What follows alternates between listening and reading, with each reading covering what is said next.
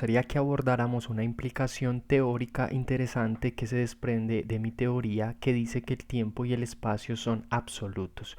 ¿Cuál es esa implicación interesante? Y es que no sé si has llegado a notar que cuando una persona programa eventos internacionales, por ejemplo, si tomamos el caso de Santiago Armesilla, él cuando tiene que hacer la publicidad, como muchas otras personas, tiene que incorporar de cuándo va a ser el estreno, tiene que poner la hora en España, la hora en este otro país, en Brasil, en Chile, Argentina, Estados Unidos. Tiene que poner esas diferentes zonas horarias para que lo puedan ver. Es decir, eso termina siendo, digamos, un obstáculo para nosotros poder apreciar esos diferentes programas que se están dando en otros países, porque si esta información no aparece, si esta información engorrosa, o sea, si todo esto no aparece, nosotros tenemos que estar buscando cuándo es que va a ser ese evento internacional de, por ejemplo, Santiago Armesilla para poderlo ver. Tenemos que estar buscando cuál sería la hora, digamos, a la que Santiago va a transmitir, sabiendo que está en España, yo estoy en Colombia. Mira que ahí hay que hacer como una conversión, hay que estar buscando un tipo de información que se podría solucionar, que se podría evitar si de entrada se reconociera que el tiempo y el espacio son absolutos. Entonces tú me dirás, ¿se trata entonces de eliminar las zonas horarias? No, no se trata de eliminar las zonas horarias, dado que las zonas horarias son un recurso muy valioso que nos permite a nosotros, digamos, tener como una referencia de en qué parte de la Tierra estamos, cómo está funcionando el día y sabemos que no es lo mismo, digamos, cómo está desplazándose la Tierra en relación al Sol si estamos en una parte de la Tierra que estando en otra.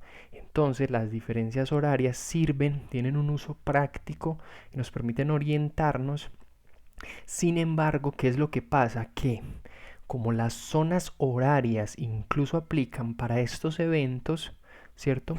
Generan el problema de que eso llena de una información que es innecesaria, de una información que se podría evitar simplemente reconociendo el valor de mi teoría y a partir de ahí estableciendo un tiempo universal, por ejemplo, para los eventos internacionales, sea por ejemplo para los Juegos Olímpicos, sea por ejemplo, digamos, para temas políticos, sea en este caso, por ejemplo, para este tipo de contenidos, ciertos temas que sean importantes y que podemos enmarcar en un reloj absoluto. ¿Cómo se haría esto? Recordemos que ya de entrada el UTC es aquel que permite que las zonas horarias se puedan dar. ¿Cómo así? Es decir, que las diferentes zonas horarias incluso se adaptan a una situación de universalidad, a un tiempo universal, que es a partir del cual, digamos, cuando una persona viaja de cierto lugar a otro lugar, esa zona horaria se pueda modificar, se pueda adaptar al país al que se llega. ¿De qué serviría entonces reconocer ese tiempo universal? Y es que, digamos, nosotros tendríamos entonces en nuestros relojes algo así como una primera circunferencia que en este caso estaría mostrando, por decirlo así, la de Colombia, ¿cierto? La hora de Colombia, esa zona horaria colombiana.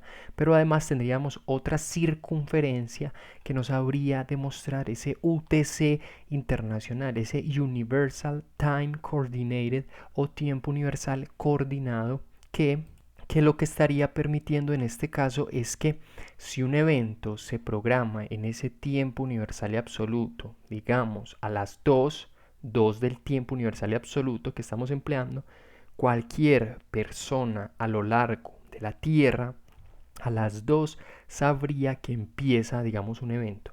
Digamos que a las 2 empiecen los Juegos Olímpicos. Lo sabe independiente del tiempo que haya en esa zona horaria, ¿cierto? Es decir, es como si existiendo el tiempo absoluto, existiendo ese tiempo absoluto, nosotros hemos generado algo como zonas horarias, ¿cierto? Pero para ese tiempo absoluto nosotros le vamos a aplicar, digamos que a las 2 empiece, digamos, va a haber como una ronda presidencial muy importante entre diferentes personas del mundo. Entonces establece ese tiempo universal para estos eventos internacionales, o si se puede adaptar para otras cuestiones también, como por ejemplo, en este caso, este tipo de contenidos formativos. Entonces es muy interesante porque ¿qué va a mostrar? Que digamos, si en el caso de Santiago Armesilla quiere comentar que va a sacar un nuevo contenido, ¿qué es lo que pasa? Que ya no tiene que empezar a escribir, mírenme en España hasta ahora, mírenme en Argentina hasta ahora, mírenme en Brasil hasta ahora, con esta diferente zona horaria. No, Santiago Armesilla va a tener su zona horaria. Nosotros vamos a tener nuestra zona horaria también, normal, como la hemos venido teniendo, pero al reconocer que hay un tiempo y un espacio absolutos, ¿cierto? Siguiendo mi teoría, lo que va a pasar es que si él dice que el evento va a ser a las 2 hora del tiempo universal y absoluto que se tiene para mostrar los eventos y demás, entonces lo que pasa es que cualquier persona se va a poder conectar y en ese horario va a encontrar esos diferentes eventos ya programados en este reloj que se ha establecido. Entonces es muy interesante. ¿Por qué? Porque ya de entrada, si nosotros aplicamos esto, si nosotros entendemos que ya ese tiempo universal general permite esta situación, este establecimiento del tiempo, vamos a notar, vamos a empezar a preguntarnos por qué, por ejemplo, por qué es que se ponen todas estas diferentes zonas horarias. Mira que ya esa pregunta, ¿por qué se tienen que poner todas estas diferentes zonas horarias para que alguien vea un evento? Y no quiero que normalices la respuesta, sino que indagues qué es, porque como no se ha reconocido que el tiempo es absoluto, no hemos captado que al aplicarlo, al entender la teoría de ese tiempo y espacio absoluto, lo que vamos a hacer es que vamos a poder permitir generar un tiempo, por ejemplo, para que no tengamos que estar en esa tarea engorrosa de estar buscando a qué horas está el evento o a qué horas está la otra. Y además nos hacemos a una idea ya clara de la universalidad del tiempo. ¿Cierto? Una manera de ir perfilando este asunto es que si por ejemplo yo estoy en este momento aquí y yo llamo a España, ¿qué es lo que pasa? No es que yo esté en el pasado por mi zona horaria, ni en España estén en el futuro, no, allá me van a contestar, normal, compartimos el tiempo y el espacio. Sí, hay una zona horaria, pero esa zona horaria está adaptada, digamos, por la manera en la que se está comportando la Tierra en relación al Sol, por las diferentes regiones geográficas en las que estamos. La hemos empleado para eso, pero esas diferentes zonas horarias no hacen al tiempo ser relativo, sino que las zonas horarias son un recurso que tenemos para movernos, digamos, en el tiempo, porque, digamos, estamos en diferentes partes geográficas y en esa medida eso nos permite como estabilizar, por decirlo así, como para una normalidad de nosotros y adaptarnos mejor al tiempo. Pero en este caso es muy interesante porque vamos a notar que todas estas zonas horarias no están relativizando el tiempo, sino que ya expliqué que se utilizan para que nos sirvan, digamos, para tener una normalidad en nuestro día.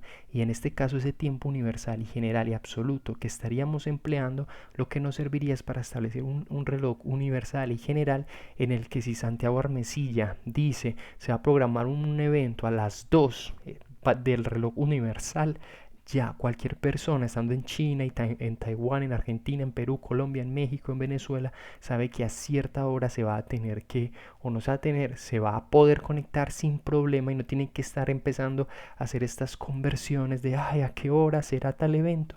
Y mira que es muy interesante este análisis que se desprende con mi teoría, porque tú te puedes preguntar, ¿por qué existen todas estas diferentes zonas horarias al momento de programar un evento y por qué no hay simplemente una? ¿Por qué no simplemente hay una hora y que digamos Santiago Armesilla diría, veámonos a tal hora y que ya sería a esa hora, sino que tiene que decir como un montón de horas? Entonces mira que ese tipo de indagaciones, si nosotros nos las preguntamos, vamos a llegar a que analizando y meditando mi teoría es en efecto realizable ese tiempo, digamos, de la mano que con la zona horaria, es decir, la zona horaria se mantiene como eso que hemos establecido para las zonas horarias, pero además tendríamos como una segunda circunferencia de la cual estaríamos empleando para ese tiempo universal y absoluto, y en esa otra circunferencia con ese tiempo, digamos que si iríamos a las 2 va a ser un evento, a las 2 estaríamos entonces cualquier persona a lo largo del mundo en un evento internacional, sean los olímpicos, sean temas políticos y demás. Entonces miremos que es muy interesante y es una ventaja muy bacana que muestra mi teoría y que además resalta el hecho pues de que el tiempo y el espacio son absolutos y no relativos.